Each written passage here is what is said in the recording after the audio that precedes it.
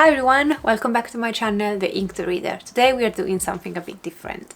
I have been saying for a long time that I wanted to kind of bring back a bit of a review, singular review of books, and this is a sort of mesh up. It's a new thing. It's a thing where basically I'm reviewing 3 books I have read in the past month about Ted Bundy, and I'm gonna just share with you what I thought, and I'm gonna also share a bit of my thoughts on my perception of him that came through the books. But this is not necessarily like a discussion, if you can even call it that, because discussion implies people reply and it's kind of a back and forth, while here it's clearly me speaking with the camera, but the discussion can happen in the comments down below. It's more a discussion, it's on the literature around him that exists and that I was able to access rather than himself. I'm sure that plenty of experts have done videos on him, his personality disorder, dissecting his life and so on. So this is not what this is. It's more based on what I've read. So that I do have plenty of thoughts about him, so I'm going to share some of those of course today, but I just wanted to clarify that I'm not kind of going out of what this booktube channel is. So it's mostly about books, and I'm going to stick mostly to the literature and kind of discussing how I found these books and how informative or not they were. And I'm also going to probably mention a couple of documentaries that I would suggest if you enjoy the topic and you want to know more about this figure. Let me know if you like those kind of true crime videos, because I have consumed a lot of true crime in my life. You might not know this, but I studied forensic psychology both at my undergrad and my master level, so needless to say that I already came with a passion for true crime that then exploded during my university years. And yeah, I just consumed a lot of true crime. I really like to dig deeper into things. I really like to also kind of refresh my mind and read, maybe the same killer, I would read different books at different times on them, because I think you forget stuff basically, especially when you read so much about them. So I kind of kept going and read true crime pretty much in the last 5 years quite consistently. But you might wonder, why did you become obsessed with Ted Bundy in particular? And it all started from this book which I read a couple of months ago, maybe last month, Bright Young Women by Jessica Knoll. This is a fiction book, but it's inspired by the Ted Bundy killings, although here you focus on the victims and he's never named. And after these, because I'd not read or watched something about Ted Bundy in a long while, and I found this so chilling. I really enjoyed this book, but I found the murders really having an impact on me. I felt like, okay, maybe I should go back and research more about Ted Bundy, because yes, he's one of the serial killers that I had come across and read about back in the days, but I never really dig deeper. And there was a combination of also events of me currently studying psychotherapy, and in our course we looked at frame of reference. Frame of reference is basically part of how we experience life in our unique way. And when I knew that there was a book actually from a girlfriend of Ted Bundy, a girlfriend that stayed with him for many years, I decided to first reach out to that book and see how she had experienced him. And once I'd done that, I went back and also read a couple of books. One from a journalist's perspective, so someone who's put together a recollection of Ted Bundy life and crimes, and then the trials, and eventually, the last few years of Ted Bundy, although the last few years were brushed upon. And then finally, I decided to reach out to a book with transcript of tapes that have been taken by these journalists discussing his crimes directly with him. So if you want to look in the frame of reference, I had the frame of reference of the ex-girlfriend, of him talking about himself, and of a journalist looking at things from the media perspective, if you want, or from someone external. And that was how I decided to go about it this month, looking at things from kind of like a perspective that's a bit more wider than just reading one singular book. And I will make more research on kind of books out there on serial killer or true crime that are like, where there are more than one available, potentially from different perspectives, because I think it really gave me such a more wide and in-depth idea of who they were dealing with. And I've learned a lot. So I really enjoyed my experience this month. Before I go into the book reviews, I want to acknowledge the fact that books like these also denunciate the fact that the spotlight it's always put on the serial killers and not on the victims who really deserve it. And I do believe that she has a very good point. I love when true crime really take their time to humanize a victim, to tell us more about the victims and, you know, their dreams, their family, their loved ones. I think that it's fundamental and it's so important. So I respect the hell out of books like these, and I wish we had tons more. And some of the best true crime I've ever read incorporated both the serial killer crime investigation part and the victims, and gave a lot of space to the victim to shine through. And ultimately also, you know, the argument of serial killers want attention, so if you give it to them, that you're doing, you know, what they want you to do. I also want to say that I think things can be seen also from another perspective, or the other perspective can also be considered. And there are studies out there that show why people are so fascinated by true crime. And part of the reason why people often are fascinated by true crime is that there is a perceived sense of safety if you know what bad is out there. So if you study a serial killer, you know how potentially to keep yourself safe, or you might feel, oh, I never go to those places, or I would never fall for that pickup line. So that makes you also feel safer, and that sense of safety is something that we all look for. We like to be safe, fair enough. People back in the days used to hitchhike, is that how you call it, when, you know, you would stay at the side of the street and ask for a ride. Women used to do that all the time, and a lot of serial killers and a lot of, you know, unfortunately people got killed because of that. Nowadays it doesn't happen that often because we kind of learn from it, and we learn from, you know, the dangers that come from it. And that is just an example. But for example, in terms of Ted Bundy, I can now say, well, if a man approaches you in a cast and says, oh, can you help me bring things to the car because my arm is broken, I would never go. Because that thing I've learned about Ted Bundy and his lure, you know, the techniques that he would use to lure his victims, I would never fall for it. And I can tell now my daughter, never trust a man in a cast. So I can pass on those safety and have this perceived sense that I can now keep myself more safe because I know more about the serial killers, or we know the bad guys out there. And I wouldn't necessarily want to dismiss that, because I think it is important that the sense of safety is a very natural thing to research and look for. And so that is to say that I wished that true crime also integrated the part of the victims. I wish there are, you know, books like these only looking at the victims and never mentioning the bad guy. I also want to say, you know, on the other side, that it's normal to consume true crime. There is nothing wrong if you want to look at true crime documentaries, reading true crime books and learn more. It's very normal, and hopefully it can give you an idea, even if it's just an idea, it's not reality, that you will be a bit more safer out there. And yes, I might be biased because I'm someone who consumes a lot of true crime, but I generally think that, you know, there are some benefits in learning about anything, to be fair. I'm not going to the groupie, that's a whole new thing. I'm not saying, you know, the people that are groupies for serial killers or fans of serial killers, that it's an extreme that I'm not going to. I'm just saying people that consume true crime, it's a quite normal thing to do. And also, if you think about it, if I study the victims, I'm not gonna learn anything, because the victims have done nothing wrong. They were just at the wrong place in the wrong time, and unfortunately they had the incredible misfortune of meeting someone evil or someone twisted, or whatever you want to say.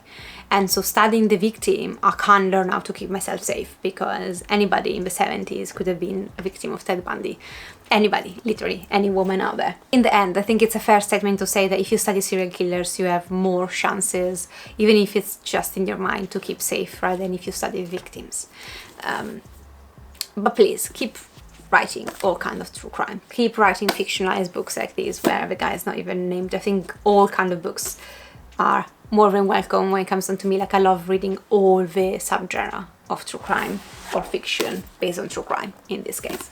Okay, so the 3 books I've started reading were, first of all, I've read The Phantom Prince, My Life with Ted Bundy by Elizabeth Kendall. So Elizabeth Kendall was with him between 1969 and 1974 to 75, I believe, up to the point that he was arrested and he escaped, the first escape. And so she had a kind of like, she was with him when he started killing. And this is her story. It's been published multiple times. This is the more modern version of it, and she kind of writes at the beginning an introduction and to the updated edition. So you kind of got more modern introspection of what she thought about, you know, the first time she wrote these. And at the end there is also a chapter by her daughter.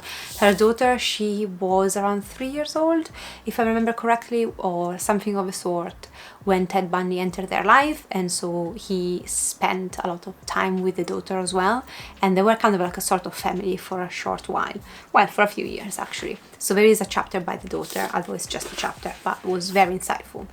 This one then I proceeded to read The Only Living Witness, Ted Bundy, The Only Living Witness, by the two journalists that spent many hours interviewing Ted Bundy. They interviewed him during the Leach trial. So these, I believe, if I remember correctly, happened at the end of the 70s, very beginning of the 80s, maybe the 80s were already done. So at the end of 70s, maybe 78. So they interviewed him then, and then sporadically in the next few months. And I think the last interview was in the 1980 or 1981 max. So this book, the agreement initially was, we're gonna have interviews with you, we're gonna record them so you can say your side of things, we can discuss the crimes, and also at the same time we're gonna research if there is any proof that you might be innocent. So they went to, you know, they took turns to interview him, and they also decided to investigate the murders, and eventually they couldn't find any proof whatsoever that Ted was even remotely potentially not guilty. And so they kind of then said, you know, we didn't find any proof of your innocence, we need you to tell us the truth. And at that point Ted Bundy kind of stopped the interviews, and they finished in 1981, the last interview I believe it was, and then this book gets up after he's dead. So he was electrocuted in 1989, and there is a chapter of, you know, when he goes to the electric chair. So this book was published some years after that. So this is just basically the recap, if you want. This is the story of him, the research that went into his case. So this is the story of Ted Bundy childhood, very briefly, most of his the murders, and what happened with the investigation and his escapes, because he escaped twice from prison, and what happened during the trials up to, again, his very end. So it's the journalist point of view, if you want. And there are some bits and bobs about transcripts from the tapes, but this is the book about the tapes. So this one, Ted Bundy Conversations with a Killer, it's mostly his tapes, so interviews with him, you can see here. So, you know, you get the interviewer and Ted Bundy speaking in third person about the crimes. And the way they went about these is they split. So these two journalists interviewed him at different times. So one started off being kind of a good cop, and the other one came after, and he was kind of a bad cop, more direct, more challenging toward Ted. And the only way they found for Ted to go into any details about the crime was to speak in third person, to have this hypothesis of this potential criminal who would go about doing the crimes in this way. But multiple times, the way he phrases things is clearly talking about him. I think no one would ever read these and think he's not talking about himself, and there is very good reasons why. A couple of times his lips, especially toward the end when the interview is more confrontational. However, he never incriminates himself. And I'm not sure, because I know that eventually, before he was electrocuted, in the attempt to save his life and buy himself a few more months, he did give a full confession. And that's why I think some bodies were able to be retrieved, some more details were able to be gathered. But I don't know if there is any book or media about that specific part of his time, so the very end. If there is, and you know about it, please let me know in the comments down below. So, I had the perspective of a girlfriend, I had the perspective of the media and the journalists and the general public, and I had Ted speaking about himself. And I found this, wow, fascinating. Some of the things in here are quite repetitive of these, but I didn't mind it. It gave me an occasion to actually, you know, kind of get them more stuck in my memory than they would be otherwise.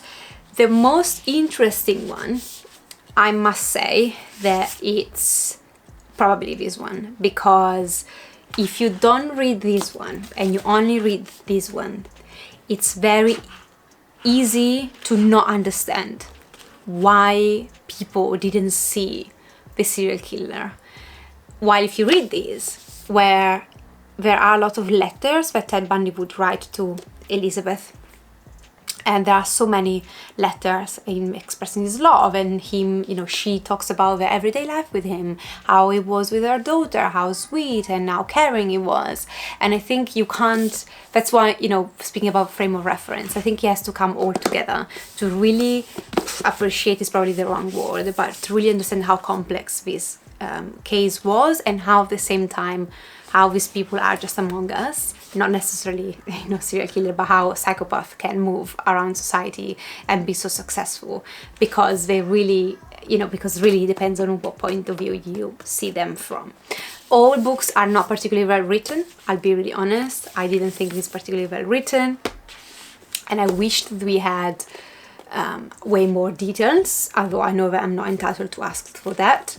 And these ones were quite hard because nowadays these kind of interviews would be really much frowned upon. They were very leading interviews. The way that the interviewers were posing questions to him were very leading, were giving him a lot of details and stuff, and nowadays I hope police do not use anymore. So for example, when I was doing my master, we had a whole semester studying, you know, how you conduct an interview with a suspect without actually using leading questions, and why that is important to do, and how you gather actually meaningful evidences by not using leading questions. So it was a bit hard for me reading some of these. I was like, you know, my eyes were popping out of my head, and a couple of points were like, and I think, unfortunately, that if this interview had happened with other interviewers, or more trained or not leading, I wonder, I would be very fascinated to see how much information, or how much more information they would have been able to get out of a guy by just using a different technique. So there were some frustrating parts in that sense, if you want. So I'm gonna keep my thoughts about actually what I think about Ted Bundy in the end. I just wanna unpack a bit the singular books. So The Phantom Prince, as I said, unfortunately the writing objectively wasn't the best. However, I am so grateful that she decided selflessly to put this out, because she must have known that people would read it, first of all, just to get more insight in him, so where the fascination would be on him and the critics would be on her, and that she would probably be heavily criticized for, you know, having been so naive to trust, you know, him, to not see things. And so I'm very grateful that she decided to really be brave enough to put this out and to decide to share her story, because this gives people invaluable data about him outside of his crime, and of him before, and of like the subtle changes. It's almost like in a times slice of life with him, and how normal it was. And so I think this is such a precious book, because you really need to consider these in order to understand also all the rest. I know that it doesn't make sense, because I know that the more you read something like this, the more you think, how the hell this guy can shift and then do such horrible things. And people can. And so I think that's important that we know that they can. And this gives us, you know, it gives us also more dimension to Ted Bundy, which unfortunately, that we like to think about it or not, he had. He wasn't just the horrible serial killer. He was a guy that had potentially dreams, had a family, that he was, you know, he would teach a little girl to go on a bike and play with his friends. There are also those aspects of him, and it's terrifying to think that someone so normal could do something so atrocious. She talks about, you know, low self-esteem, and how he used her low self-esteem. He also used her a lot for money. This is a bit like he had a sort of parasitic lifestyle, in a sort of sense, where, you know, he would live off her, or like she would give him money to go to university. And that's something that psychopath or antisocial personality disorder, people that are high on psychopathy, they do often, you know, they have a parasitic lifestyle. And so you can see, though it's very subtle, because on the other side he's showering her with compliments. I love you to the moon and back. Like, he was so sweet that he gave me a cavity. So someone who with a poor self-esteem, who thinks that, you know, she is caught this man that she can't believe that he's looking at her, she put up with a lot. There is a point where I struggle a bit more justifying her getting along with him, because he gets arrested then because one of the victims gets away from him and she survives, so she's able to then identify him eventually, and he goes to prison and he's then bailed by his parents, and he goes back to Washington State, and he spends a few more weeks with Elizabeth before the actual trial, when he's then incarcerated. So in those weeks, when she had her suspicion was high that he was guilty, he was already clearly been arrested, someone identified him, and she knew that he was being also accused, although the trial wasn't about the killings, but she knew that people were kind of connecting the dots of, you know, all of his girls gone missing. Accepting him back in her house with her child, that I struggled a bit more to understand. She does explain her justifications, and now she decided to just, you know, not see anything. It was her usual Ted, so she couldn't see that side of him. She decided to trust him. There was, though, generally a part of me that at that point I was feeling like a bit like, oof, I am struggling a bit more to feel sympathetic toward you. I recognize that, I caught that, and I was able to admit to myself where I struggled. Eventually she does let him, you know, she does break up with him when he gets imprisoned, before he escapes for the first time. I do wish she had gave us way more detail about how she felt. She then eventually I believe she goes to therapy, and I would have loved to, you know, the side of me that would have wished to get a bit more out of how she'd come through the journey now, from loving him to bits to understanding who he was. And, you know, now when she writes the preface, she's like, I don't love him anymore, I'm able to like really distance between me and him. And I would have loved to see a bit more of a journey. This is a very short book, but again, I understand that it's also, I'm not entitled to ask that, and I have to be grateful for what's out there. I would strongly recommend these, because you will see a Ted Bundy that you've never met before if you read these. There is also an Amazon documentary based on this book where she is interviewed and her daughter is interviewed, and in that documentary, I still need to watch the last episode by the time I'm filming this, but that documentary is spending so much time talking about the victims and the families of the victims. I had tears streaming down my face looking at all of these beautiful girls whose life was interrupted. The documentary really does an amazing job about putting the spotlight back on the victims, and I really loved it. And I'll put down here the title, or like the cover of the documentary. Is 5 episodes long, of like 45 to an hour max long, and so if you don't want to read the book, I would suggest the book. You can watch the documentary. And also in the documentary there is the first victim of Ted Bundy. So a girl was assaulted by Ted Bundy, left for dead, but she survives, and the documentary is the first time that she comes forward and tells about the leftovers of the attack.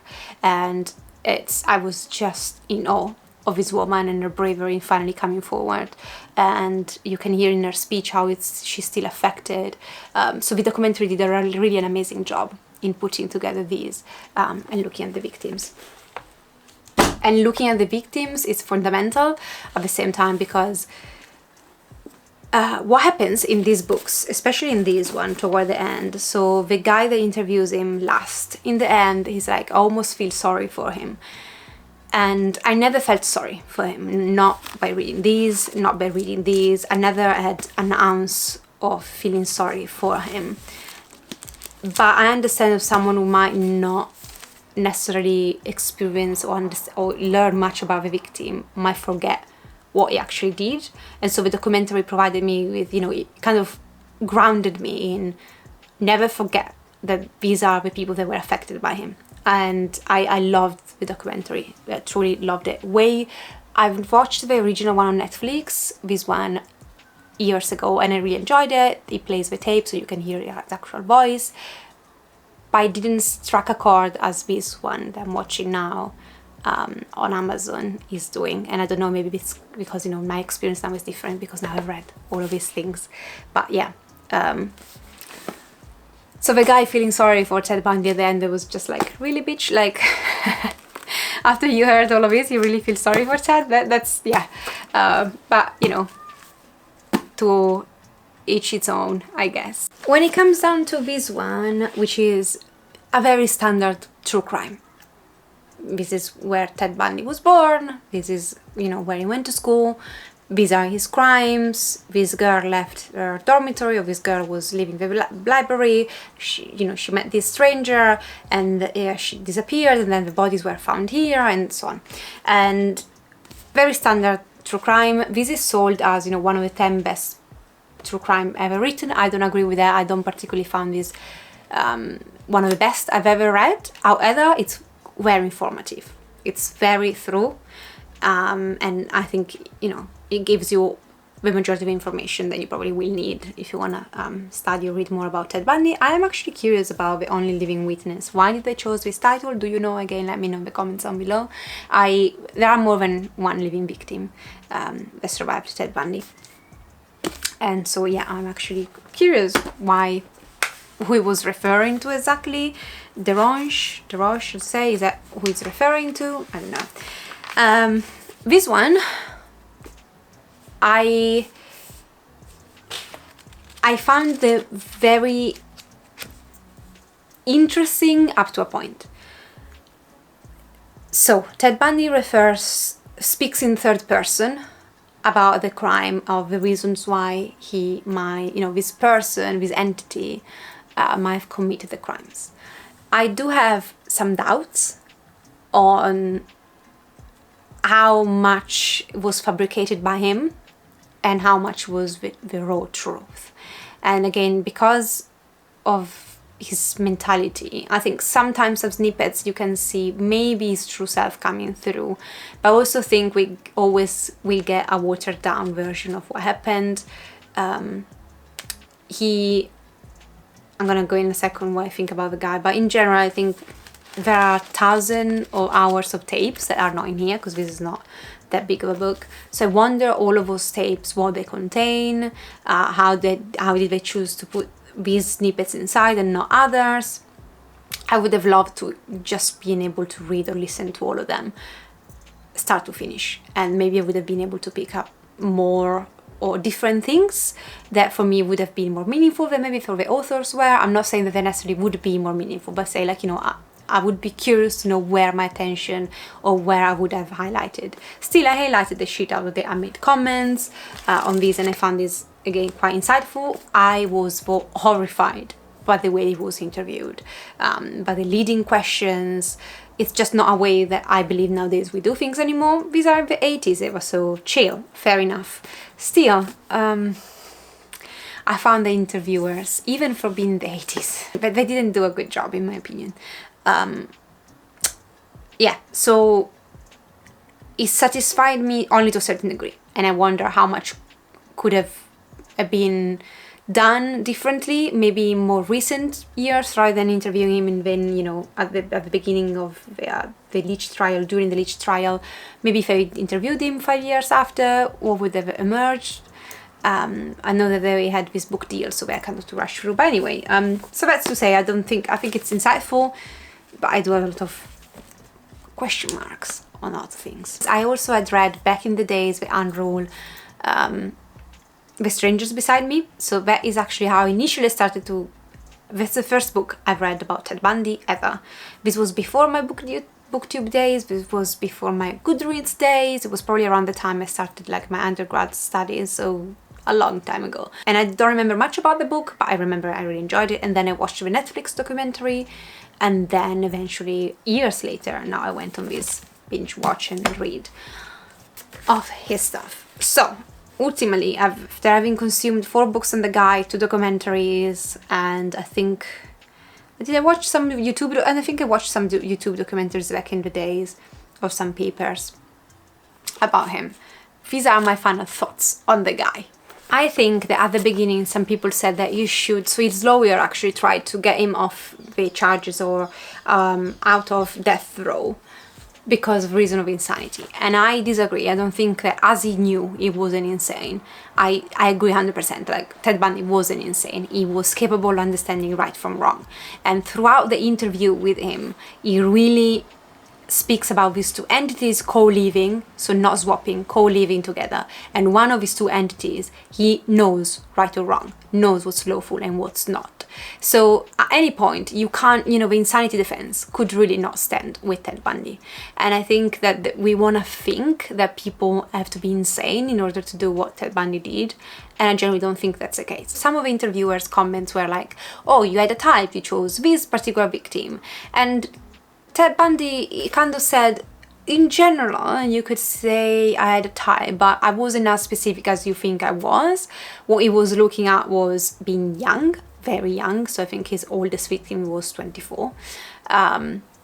And vulnerable, so in a state where, you know, they were alone in the streets, they were walking somewhere, and having like a certain of, you know, agreeableness to them, majority of them, you know, being kind. So they would help him out, and so he was able to overcome them. So he would look, for example, for probably victims that were smaller than him and that he could overpower quite easily. So there is that perception that, you know, the young woman is naive and not strong enough, so why not picking up young women, because very, very easy to overpower.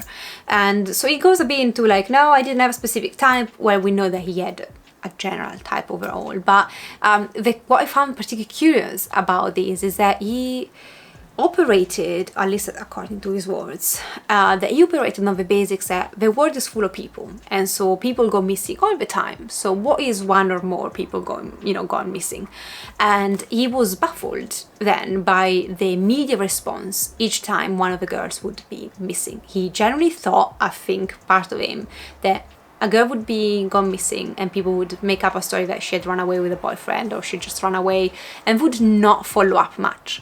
And so the more he commits these crimes, and he commits 30 plus, the more he's baffled about people actually being concerned and looking for these girls. And I'm just like, for a guy that's so brilliant, how can you be so stupid or naive, thinking that, you know, girls can go missing and no one would notice? So that is a trend that I've noticed throughout all the books I've read about him, that he appears clever on certain things and very stupid on a lot of other things. So it's kind of, he had a very selective intelligence, if you want.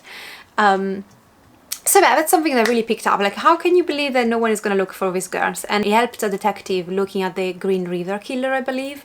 And so he had an interview with this detective to try and catch this guy. And he was like, oh, this guy is so more successful than me. Yes, of course he's more successful than you, because he picks prostitutes. He preys on people that generally no one will look out for when they go missing. So the fact that Ted Bundy couldn't do, 2 + 2 = 4, and actually prey on a set of members of society that at the time were completely dismissed, like no one cared, no one, the police would never look for a sex worker unless, there's actually a serial killer. Like even the Green River killer, he went away with his crimes for decades because no one really paid attention, no one cared. The fact that he didn't choose those people, and he was aware that other serial killers were doing it and were successful, it means that either he didn't think about it, or I don't know. So that gave me a question of how good of a serial killer this guy was, because technically if he had picked up on certain members of society, he would have probably gone away with it for decades, and he didn't. So he actually kept doing the same mistakes over and over again. So there's a point, questioning, how clever are you, guy? Like maybe you're not so bright as people want to make you think, or maybe he didn't care. I don't know. It's just a question mark, and then I've got like, everybody thinks that you're so successful, but the reality is that there are serial killers that picked a pool of victims that allowed them to get away with it way more than you could. So yeah, the choice of these victims, I found it quite not clever. If you can say that about a serial killer picking victims. Like, I don't want to, I hope you know what I mean. Sorry about the kids howling outside my window. It's that time of the day when they come home. And that is something that I've noticed throughout the books and the media consumed about him. Is that kind of, at times he makes a very clever statement, and then the second after he contradicts himself, or he says something that I find particularly stupid. Let's say this: Ted Bundy in today's age, with the CCTV everywhere, I mean, I'm in Western world, or like in Europe, in England, or in America, he would get away with it for 5 minutes. He would have been caught immediately, and or very soon. He wouldn't be able to, to get away with for how long, for the couple of years that he actually did. And also, like, let's consider that Ted Bundy killed, that we know of, probably for a couple of years. And it's not that long compared to other serial killers out there. He wasn't that successful as a serial killer, which is, again, it sounds weird to say, but I think that this phenomenon of Ted Bundy, in reality, it was just 2 years, and then he was caught because he really spiraled down.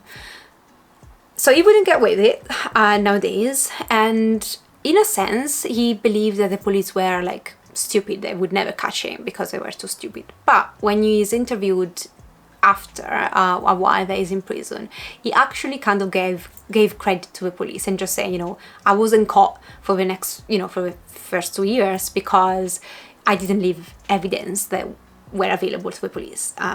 He would bring girls, miles out from their cities. He would wipe out fingerprints. DNA was not a thing at the time, so the evidence that police could use were very little, and because he didn't leave many, he would get rid of the clothes. The majority of bodies were deteriorated by the time they were found, so he would take precautions to not leave any trace behind. And so the police had to work with very little, especially in the days. And I think he did recognize the fact that the police actually did a good job for how much they were able to do a good job in the circumstances they found themselves in. And I do agree. I think what the police did that was shitty, absolutely shitty, is the lack of security once he was apprehended, because he was able to escape twice. One time he was just left free in the library and he jumped out of a window. He didn't kill anybody on that occasion because he was at large only for a few days, and he almost died of hypothermia and a lot of, he had an injured leg. So he eventually was recaptured by the police. The second time he did kill multiple times, and again he had escaped through the roof of his cell. And the fact that the cell weren't checked, someone actually had even snitched on him and say he's preparing something, and they didn't even bother checking his cell. So eventually he was able to flee and be at large for around 5 weeks, in which many women were, and a young girl, 12 years old, was brutally killed. That is where the police didn't do their job properly at all. He also said, fair enough, he said that, I wasn't captured by the police. I made myself capture, because all the times he was captured is because he was behaving in a shady way behind the wheel. So if he had not behaved weirdly, not swerved with the car, or not been in the wrong area, he would have just moved more often, he would have not been recaptured. So again, it was stupid of him being recaptured. And he admits that and just said, the police didn't really catch me. I made them catch me, in a sense. So he had a point there. But if I was in the families of the victims that happened after his capture, and especially when he escapes to Florida, so I would sue the shit out of that prison for how awful their lack of security was, and that they did a very poor job. In the rest, I actually think they did a great job, lawyers and police, in convicting him with basically very, very few evidence. Like, they didn't have a confession, there was no DNA that could be extrapolated and used. They had teeth mark and receipts from where he would take gas to put him in an area at that time. Ted Bundy was able to disguise his appearance very easily. So a lot of the witness, you would hear him, you would hear them say, a struggle picking him out of a line, because he would just change his hair a bit, his expression would change a lot, and it would look different. And so people had a hard time picking him up from a line, from pictures, or when the criminals are put in line and you need to pick someone. And I think that is something that I noticed as well. If you look at the documentaries, his pictures, it does look very different. And also, his features would change according to his mood quite a lot, and some people are like that, just I guess naturally. So it would get a different glaze, stare, different expression. So he got away with a lot because of that. He also used to wear different kind of clothes, one on top of the other, so he would be able to shed what he was wearing on the outside, and maybe comb his hair on the other side, and you know, someone might see him an hour later and not recognize him, especially if I don't know him well. So in that sense, it was a bit of mastering his own appearance in order to disguise himself. So eventually, I believe he was found guilty, mostly due to the media and the publicity he got through all the media. He recognizes that. He says that I'm not someone who actually ever wanted to be in the spotlight. I wished I could go on undetected forever. Of course, he would like to, you know, keep killing and doing all the horrible things he did. People think I really enjoyed the media, but his version is I only use the media up at the point when I was already on trial, the media were against me, and I tried to kind of put them on my side. That is what he says. I'm not saying that that's necessarily the truth with anything he says, but he says, you know, I wish I could never get detected, but because I was, at that point I decided to use the media on my side. But eventually the media, it's what convicts him, because when you go to trial and you have very little evidence and you got the few witnesses that technically didn't recognize him all the time when they were required to do so, sometimes they actually got it wrong. And that's just the truth. And again, they got it wrong because of his ability to disguise that we just talked about. But nowadays, proving that he was guilty with so scant evidences would be very hard. And I do believe at the time he was able to be convicted and give the death penalty because of the media and how much they had kind of stayed on this case and made him into this evil guy. So yeah, they said, you know, brilliant man is doing these things, but it did play a role in the psyche of people, and he was convicted because of that. So in a sense, in that case, the media, yes, are creating a fantasy around him, but also are the main reason why he was convicted and he was put to death, and, you know, the crimes stopped. So again, it's seeing things from, you know, both perspectives. In terms of his personality, again, I'm by no means an expert. What the journalists believed was that he was kind of a child, so it's a child that never developed, and so he retained a child personality with the instincts of an adult. And you can see this in a certain aspects where he doesn't like to be told no, he doesn't like to appear weak, and he is a bit childish on certain aspects. However, one other thing that he hates, I noticed that he hated being described as a psychopath or a sociopath. He hated, and he would get very upset when someone would dare mention that to him. He didn't like the idea that people believed him to be without emotions.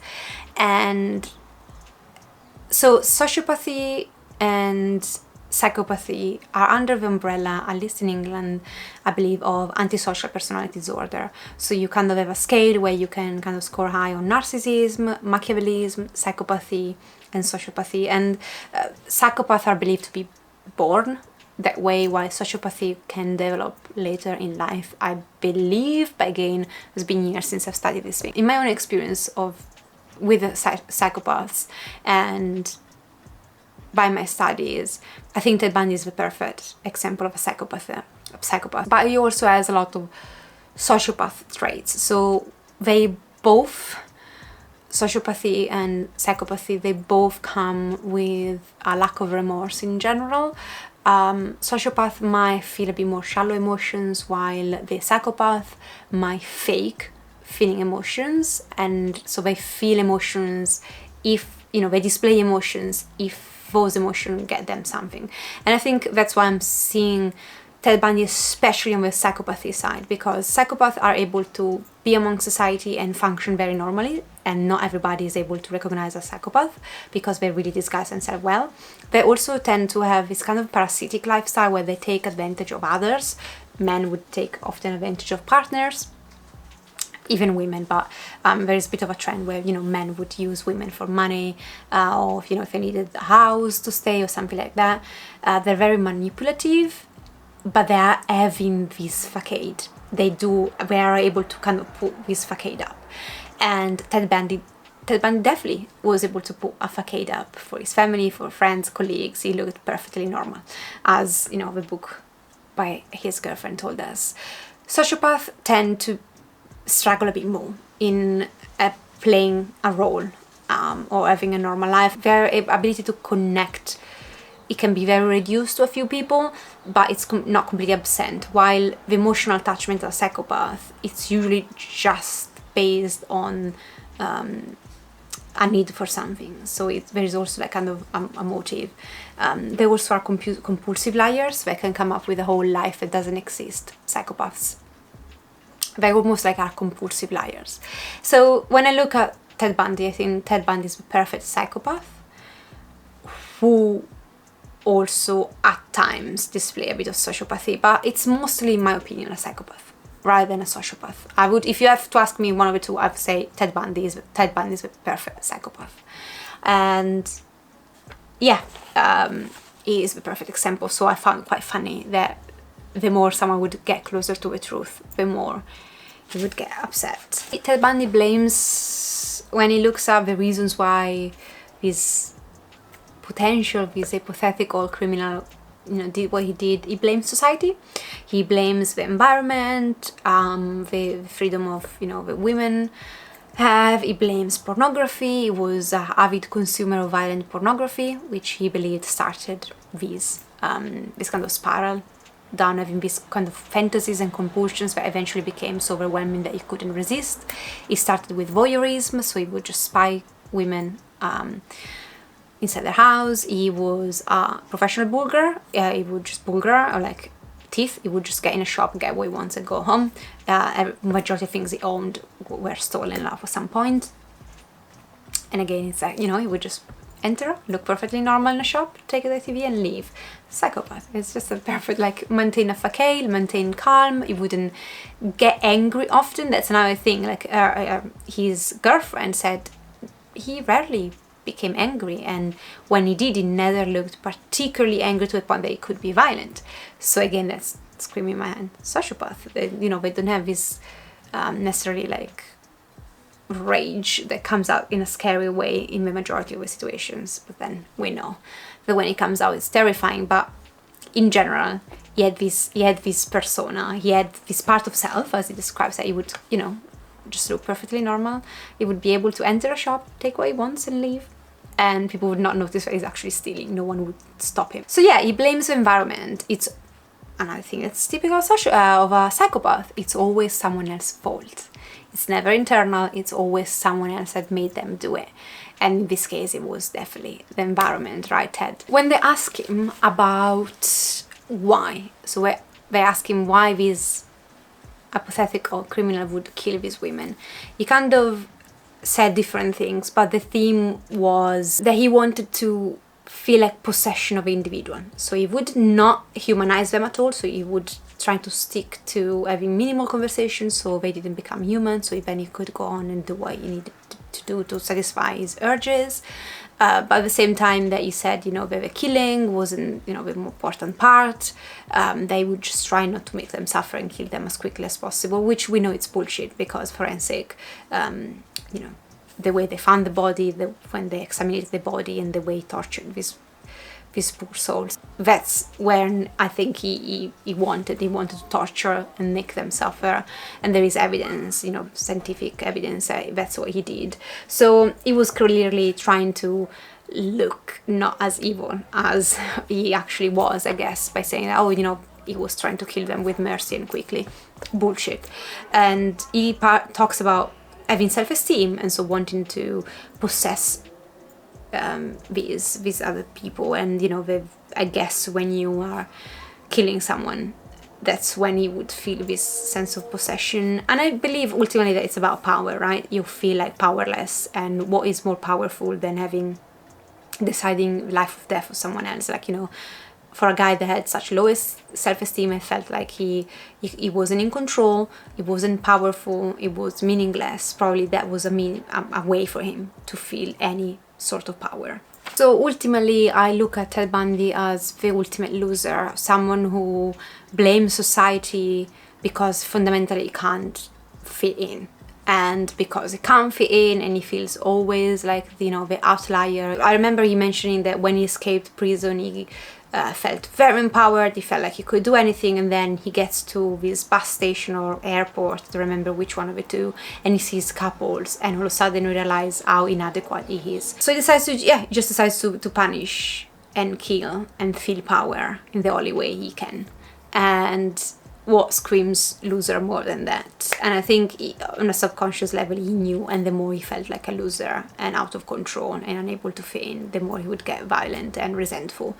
And yeah, someone said because he had a girlfriend, that she was coming from the first girlfriend, not the one that wrote the book, the one that he had before.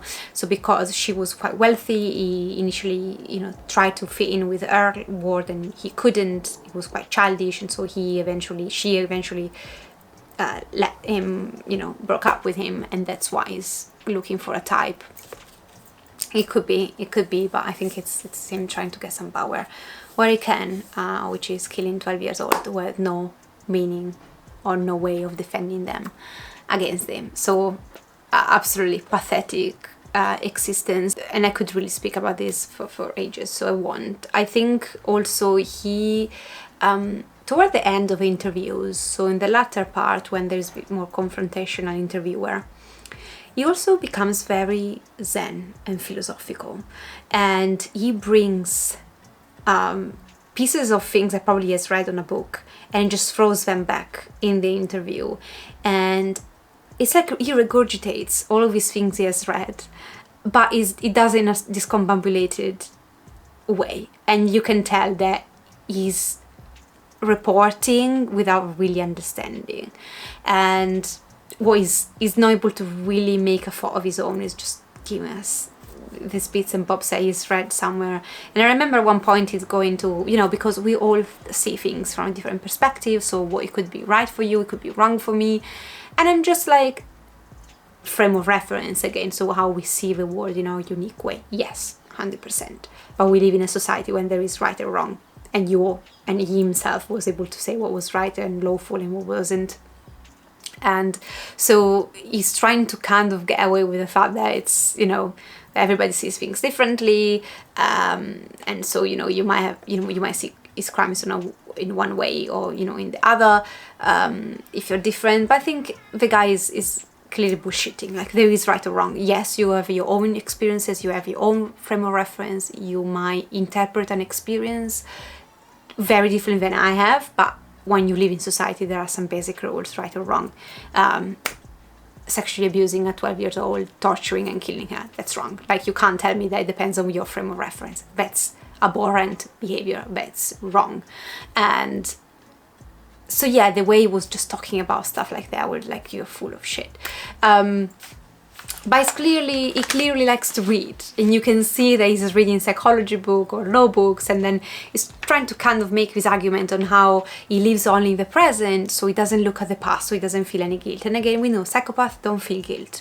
They don't have any capabilities of empathizing with someone else. It's always about them. It's never their fault, but it's always everything about them. And they don't feel guilt. They don't look at the past. They, you know, it was just living in the present. Of course you're living in the present. But then he would maybe see pictures of a crime scene and he would be like super excited. So maybe, I guess, when he wanted to leave the past, he did. So that's to say that everything he said in these interviews, yeah, I would take it with a pinch of salt, because the guy was clearly having an agenda. At times it was more erratic, at times it was very like, oh, I've shed my old skin, I'm living in the present, everything is nice, I am so much matured. And other times he would get angry because, you know, oh, people call me psychopath or whatever. And you can see this because he looks so zen toward the end of the interviews, but then when it comes down to the actual date of electrocution, he becomes ballistic, he becomes very emotional, says, I'm going to tell you everything, but, you know, to have a few more months to live. So he gets really scared and he asks, you know, I'm going to tell you everything, and he does tell people, but well, actually he did it. He confessed only when he could have something in return. And because he knew with the interviewer that he wouldn't get out of he wouldn't get anything out of it. Like, if people believed him guilty or not, that wouldn't change his time, wouldn't eliminate the death row, it wouldn't give him a better sell or anything. There's nothing to gain. And he says this multiple times, that there's nothing for me to gain in being directly open about what I did. There's nothing for me to gain. There's nothing for me to gain. And he keeps saying this over and over again. So he really confessed when he tried to get a bit more months to live. That's the perfect psychopath, you know. They do stuff only if they really can benefit from it. Okay guys, so let's come to an end. Sorry, this has been a very long video, but I loved filming it and I would love to have a chat with you in the comments down below.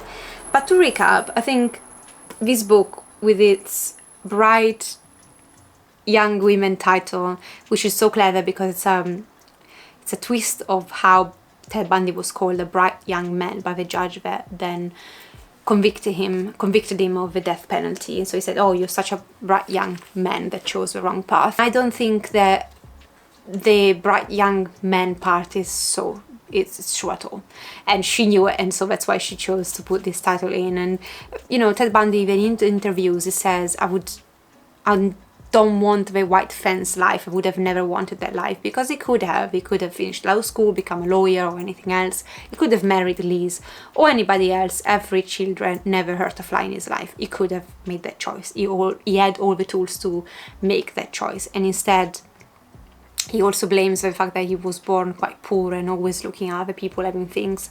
But the way normal people get to from poor to getting more stuff is, especially in the 70s when he had opportunities, was to just get an education, get a job, get things. Instead he would steal things while being in education. So he never was able to really look at the future and plan for the future. He was very much always living in the moment, and he lives in the moment. He doesn't remember the past, does he? Or he doesn't care about the past. So he was someone who never expressed any remorse about the victims, the families he affected. He just never gave a shit, and he never felt guilty. He says this all the time: I don't feel guilty, I don't have any remorse. He doesn't even remember the names of his victims. So someone who's absolutely not redeemable. And I could never had the white fence life, because as we saw by the end, it was a rabid dog attacking people basically left and right every few days, and then he was eventually caught because his kind of inner impulsions, his impulsions were completely out of control. So he went on this spiral, and I'd be curious to see. I know that they analyzed his brain, and they did find a benign tumor in the sinuses of the brain, but I'm not so sure if that might have impacted. I would be curious on a neuroscience perspective to understand a bit more of what scientists says about his brain and understanding the biology of it. But yeah, the guy is not redeemable. The guy didn't give a shit about the life he took. So loved books like these. I think, like, after having read so much, consumed so much media about him, I'm ready to move on to the next one. Personally, I think that Ted Bundy is interesting as the baseline psychopath. He's a perfect example of a psychopath. I don't find him the most fascinating serial killer I've ever read about, personally. I think, you know, a lot of people said that he had this, like, everybody thought about him as being so handsome and so brilliant, so well-spoken. And he wasn't none of those things. He was just normal and able to disguise, and also he had a tendency to pick his nose, which made me absolutely laugh, because these guys pretend to be, you know, so intelligent and well educated, and maybe you could see him picking his nose during his trial. So I think the guy is not that special, and I think she definitely had a good point here in just saying the guy is not special. It's just psychopaths, because people are not used to see the extreme level they can get to. They're quite interesting, and he was, you know, the first perfect example in a serial killer sense of a psychopath that was so much publicized, so people became so enamored or so fascinated by him. But fundamentally, he's a very typical example of a psychopath. Yeah, the extreme not all psychopaths are serial killers at all. Majority are actually functioning members of society. But what happens between, you know, behind closed doors, that's different. A lot of domestic violence and shit. But he was a psychopath that got to extreme, and I think so. I see him not as Ted Bundy being particularly interesting, but a good study of a psychopath. I hope it makes sense. Let me know if you're interested in picking any of those up. I would suggest, again, if you're in just true crime, these 3, and check out the documentaries. Brilliant. Let me know if this has been interesting to watch and hopefully to engage with in the comments. If you're new, I would love for you to subscribe, and if this is content that you're interested in, having me, you know, reading serial killer, which I do anyway, and discussing it and going into a bit more detail what I think about the books and the killers, provided, again, I'm no expert, I'm just generally interested, and I like to think together or on camera, and then in the comments down below whatever you want to say. I would love for you to stick around, subscribe. But yeah, guys, Thank you so much for watching. I feel very privileged to be able to sit down here and talk with you about my thoughts, my recent reads, and share, what's going on in my mind with you, and I hope to continue to do so with some of you in the comments down below. But please take care of yourself, remember to never trust a man in a cast, and I'll see you next time. Ciao!